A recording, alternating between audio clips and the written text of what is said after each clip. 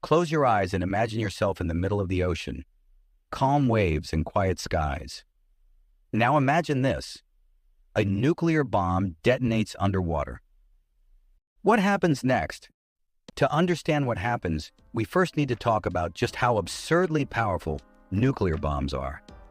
While the Hiroshima bomb unleashed the energy of 15,000 tons of TNT, modern nuclear weapons operate on an entirely different scale, averaging a staggering 300 kilotons. That's 600 million sticks of dynamite, enough to wrap around the Earth 3 times. And someone thought, hey, what if we set this off underwater? Yeah, it's not great. When a nuke detonates underwater, the first thing that happens is pure chaos. The heat, tens of millions of degrees Celsius. It vaporizes the surrounding water, creating a massive bubble of steam and gas. This bubble grows and collapses violently, sending shock waves strong enough to crush ships, submarines, and, well, anything within several kilometers. Fish? They don't just die, they vanish. Welcome to the ocean's worst day ever. The explosion also creates a towering water column, like a giant fountain of doom, carrying radioactive particles into the air and back into the ocean. These particles? They're like glitter. You can't clean them up, and they'll spread everywhere. Congratulations! You've just made an ocean-sized radiation bath. The fallout doesn't just disappear. Radiation spreads through ocean currents, contaminating marine life and the food chain. Coral reefs, destroyed, fish populations, decimated, and the radiation, it sticks around for decades, if not centuries. This isn't just theory. In 1946, the U.S. tested nukes underwater during Operation Crossroads at Bikini Atoll.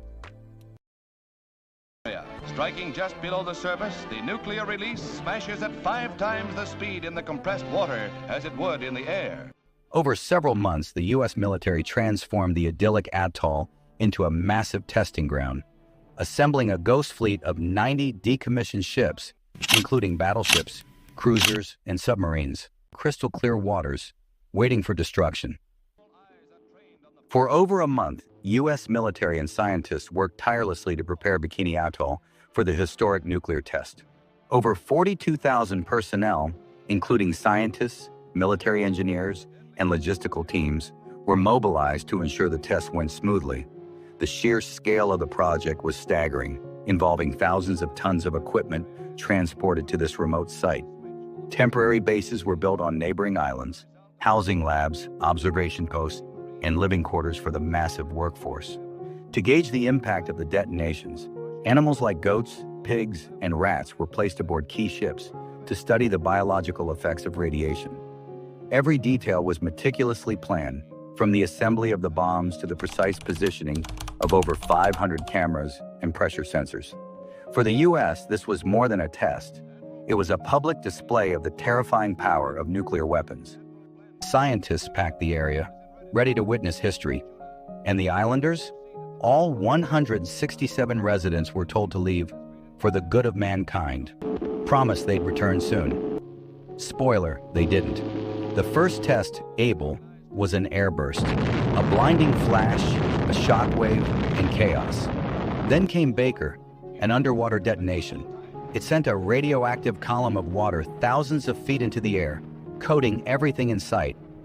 Ships melted into rusted corpses, and the surrounding waters turned into a toxic wasteland. Crushing force and deadly radioactive water is seen falling in a killing mist. Once the dust settled, the fallout spread farther and deeper than anticipated. Radioactive debris contaminated not just the lagoon, but also surrounding waters and islands. Cleanup crews in protective gear attempted to retrieve data and salvage usable vessels, but many were abandoned due to extreme radiation. Years later, the U.S. conducted follow-up studies to assess the long-term environmental and biological effects. They discovered traces of radioactive cesium and plutonium in marine life, forever altering the ecosystem. For Bikini's former residents, the idea of returning home became a distant dream, as even the soil and coconut trees were found to be too toxic for farming. Decades later, cleanup efforts failed, and the island remains too dangerous to live on. Bikini Atoll is now a haunting relic of what happens when humans play with unimaginable power. Makes you wonder, was it really for the good of mankind?